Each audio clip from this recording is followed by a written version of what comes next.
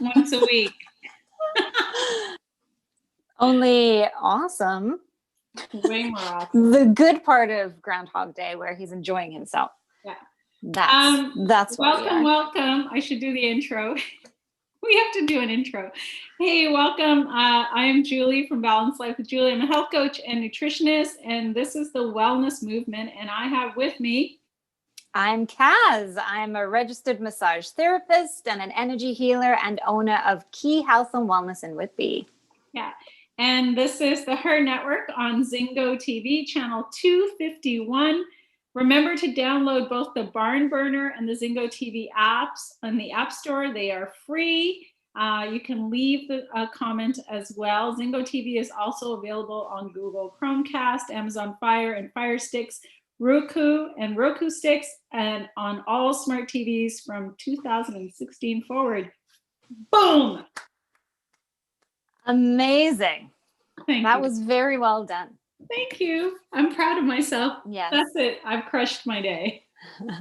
You can stay as part of the wellness movement. You got it correct today. Well done. It's a lot to say. It is. It's a lot. I mean, it's important and great info, but it's a lot. You think with my theater background, I would memorize this? Hey, you did good. Thank you. You're welcome. We do have a topic. We're not literally a show about nothing. Whoever made a good show about nothing. I know. And we totally remember Michael's like, he just discovered comedians in cars and it's been around. Yes. And we've been watching the Jerry Seinfeld version, which, by the way, he's like that in real life too. So I prefer that show to Seinfeld. Yes, I said it. You know, Seinfeld was one of those shows that, like, I remember watching it, but I never watched it in syndication. Like, why is that? Like, some people watch shows in syndication, and I never did. I'm trying to think of, like, what I did watch in syndication. Like, I don't know. Know that I have anything. I think, well, being English and growing up in England, Coronation Street was probably something I watched religiously week after week. Coronation and then it just fell out. Yeah. You know, this is where the stereotypes come from. I haven't seen it in a long time. And sometimes I get together with friends who watch it and they're like, what do you mean you haven't watched it? Like I'm going against your my culture. Heritage somehow. Exactly. Your heritage. I'm like, I'm so sorry. Heritage. Yes. Watch Coronation Street. Yeah. Okay. I wonder what they're doing right now for that show. It being like COVID times, like how did they quarantine and stuff? Were they all in masks? Today's topic is not Coronation Street. It's not, but I have questions now. Those of you that know the answers, let us know. Please tell Kaz that Coronation Street is. Today's topic is about the 1%. Yeah. 1% milk, right? Nope. No. Dairy free. 1,000%. Always plant-based milk.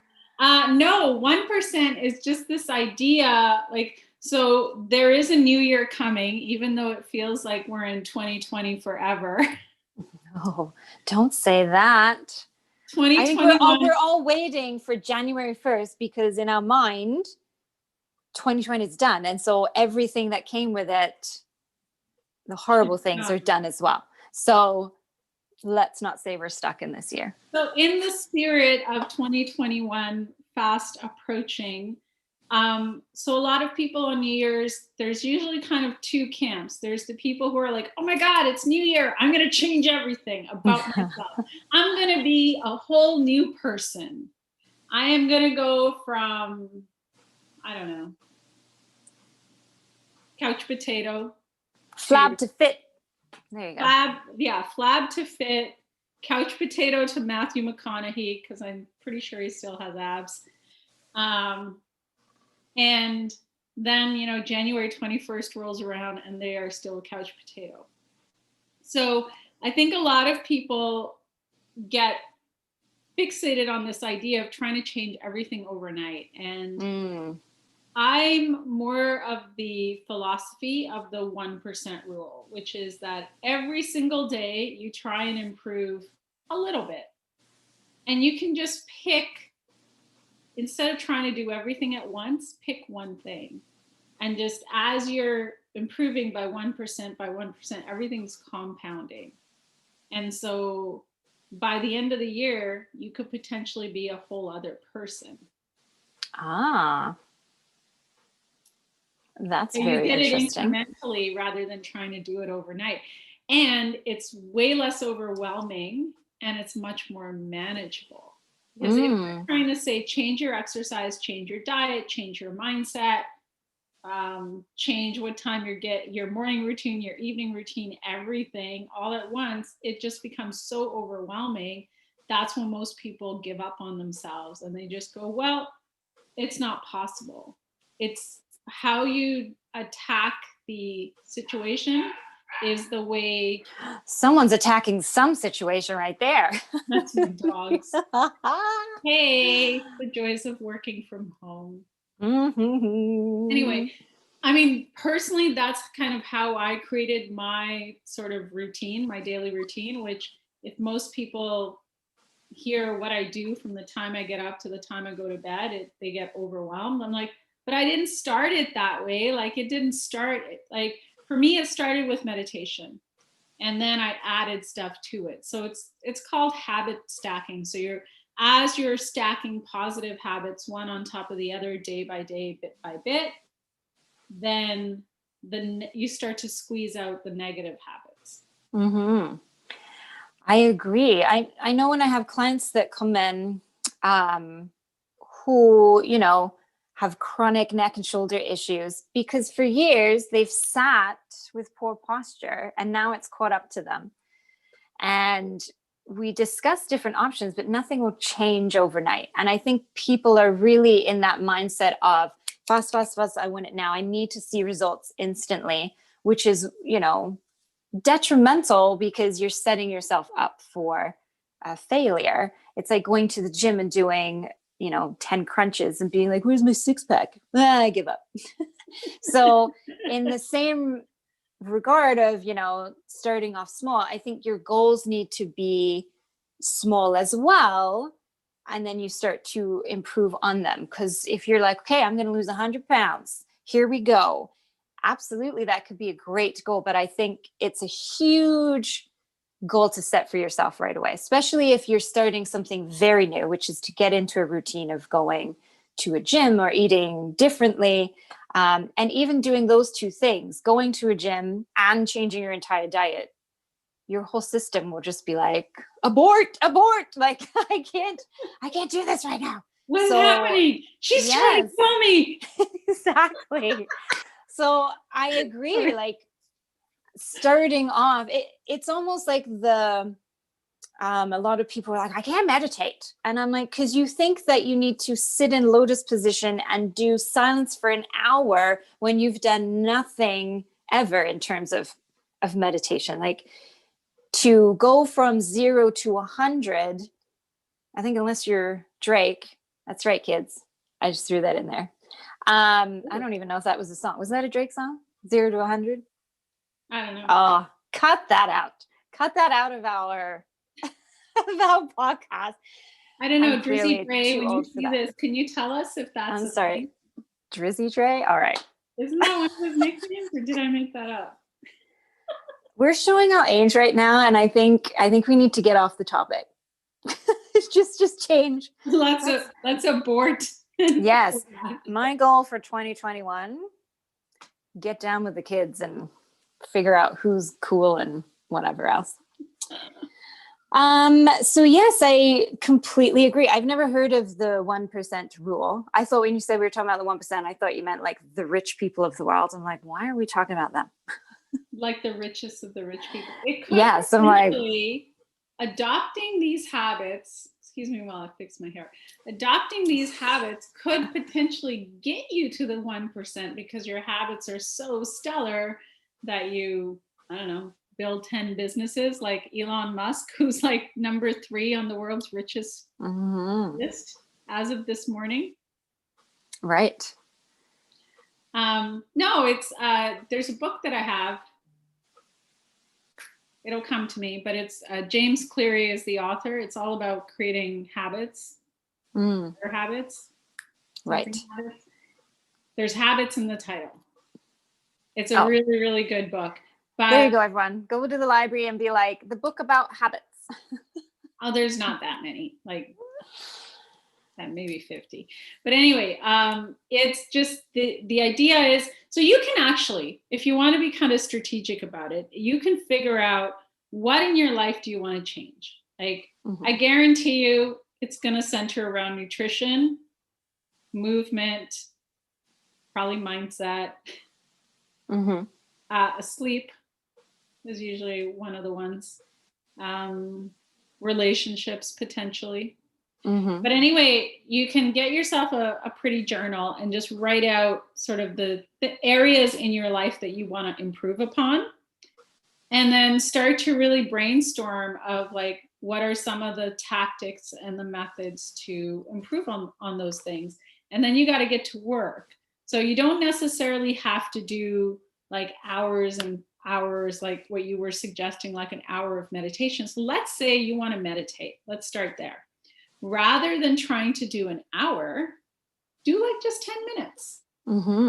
Start with 10 minutes, and then over time you can build up. Eventually, you will get to the hour. Now, the only exception to this is if you go to Vipassana, which is a meditation retreat center that I go to, there they do make you meditate for 11 hours a day. But I mean, you wouldn't suggest someone does that right off the bat. Someone who's like, I have trouble sitting still and I'm going to go to this retreat. Like, well, do you think that's a good idea? There are people who have no experience in meditation who do go off to Vipassana, and boy, do they get a wake up. It's a really good wake up, but it's intense. But I'm just saying, like, let's say your intention is to start meditating, like just start with 10 minutes. Over time, like build up, like you'll get to a point where 10 minutes is going to feel like nothing, and then add 5 minutes, and 15 minutes will feel like nothing, then add another 5 minutes, right? So you just kind of build up. Let's say you want to improve upon your diet. I would say the simplest way to start is to just start having more veggies in your life, like having more whole foods into your life. And then starting to subtract away like processed foods and junk foods and, you know, some of the crazy amounts of meat and dairy and all that stuff. But just start somewhere. Like if I think of myself, you know, years ago when I used to hit the drive-through, snack on chocolate bars, and drink wine every single night, well, I didn't change my habits overnight. What happened was I started doing yoga, and I started to tune into my body more. And so I started to eat more raw, fresh, like raw veggies and fruits. And that was kind of what started it. And I guess we need to cover the fact that when it comes to things like diet change, we're very addicted, you know, to things like sugar. And so that is a whole other piece, is you're overcoming an addiction as you're making these goal changes. So if you're addicted to technology and you're addicted to sugar and you're addicted to alcohol, and then you're like, I'm going to cut that all out, you're going to go through a massive withdrawal. And so it will inadvertently kind of cause you to fail at what you're doing because you've taken on so much. Like just the whole addiction to sugar alone, I think, is a very hard thing for people to get over. And I know for myself, I didn't eat chocolate for quite some time. And then I had one piece and turned into like a monster. I'm like raiding the kids' room. They're like, I know you have chocolate in here. It was awful. And so that's something else that you need to factor in. So maybe just starting with this the slowdown of stuff rather than cold turkey.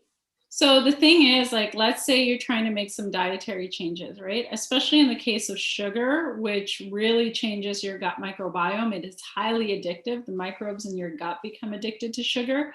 So with sugar, what you can do is, as you're introducing more veggies and fruits and stopping with the sugar, you want to kind of let your microbiome adjust. And sometimes there's a lot of deeper work there that needs to be done as well. And I should say, with all of this, is it's okay to ask for help. It's okay to work with a professional. Like, that's going to actually get you faster to your goals. Because a lot of times people are like, well, I'm just going to Google it. Well, there are some things you can't just Google. Like, sometimes you do need to talk to another human being. You do need to talk to a professional. You do potentially need support and guidance.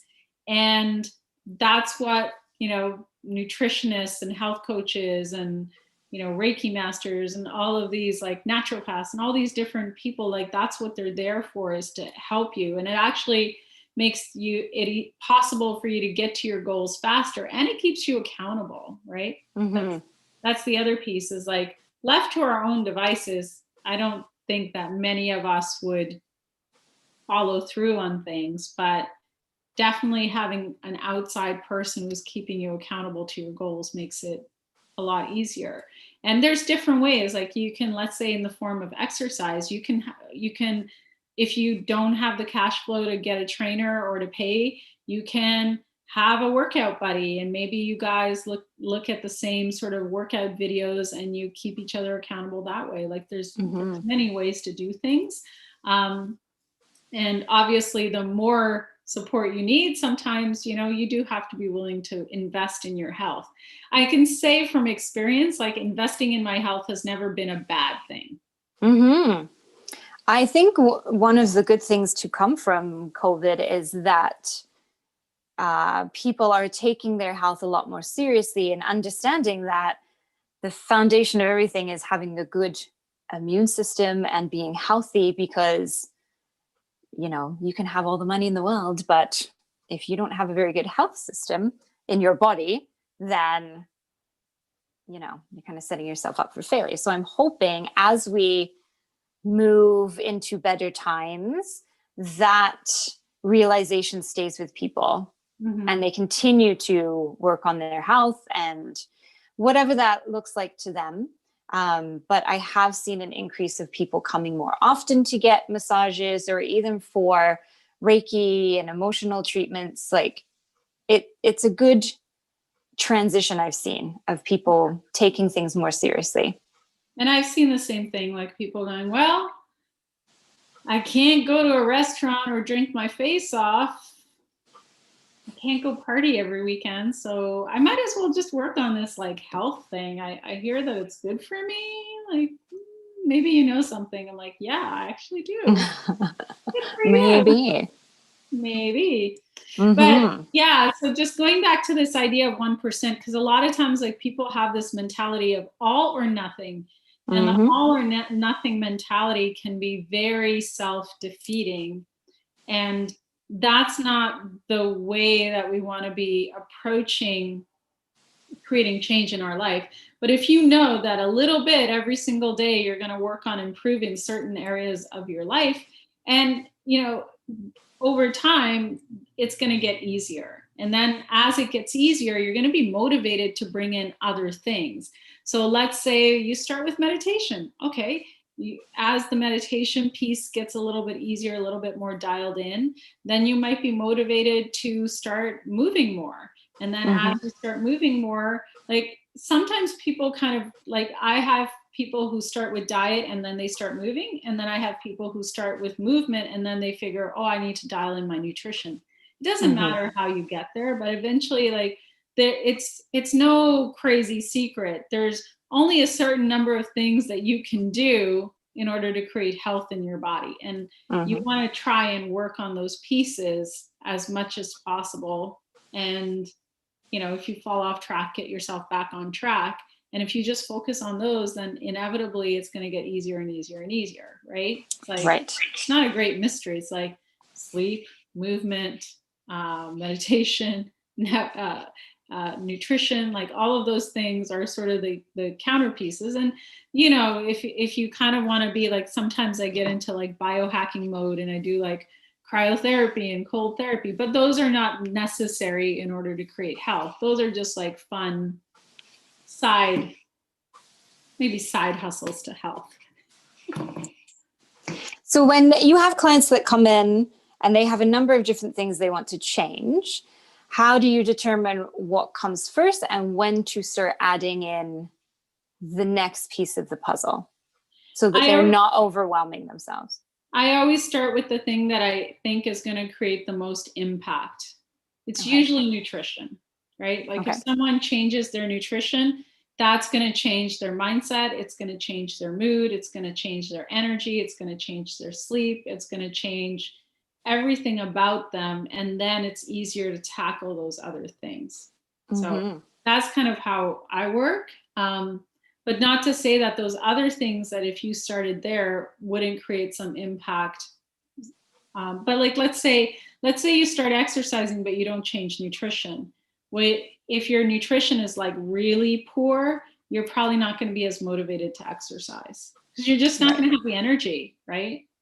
So, and then, so that's kind of how I work it. And then when do you determine, okay, we've got this down pat, we can add another piece to this puzzle? I could check in with them and see where they're at and where their mindset is, and if they're ready for that next step. Mm-hmm. What do they say? Pardon? Go. I was going to say, how long do they say until a new habit is formed? Well, they say 21 days, but I would say really 90 days. Okay. Like 90 days, it's your lifestyle. Right. 21 days, you're still dabbling. It's quite easy to fall off track.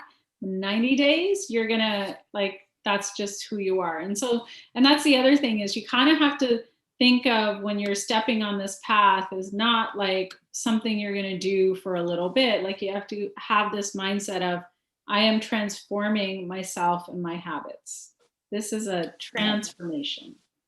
It's not I'm a pizza and beers person, and then after this 21 days or this 40 days or whatever, I'm going to go back to pizza and beers. Like, you need to accept that the pizza and beer are not helping you. Right. Just accept that fact, move on. But I mean, can they make healthier pizza, and have light beer, or is it just best that they just don't? We gotta do a show on alcohol. Alcohol is not a superfood, but there are healthier versions of pizza. So all is not lost. Right. You know? Well, that's good. I've actually been making my own pizzas lately. It's delicious. We can we'll do a whole thing about pizza and beer, and I would say I'd bring some, but it's like 10:30 in the morning.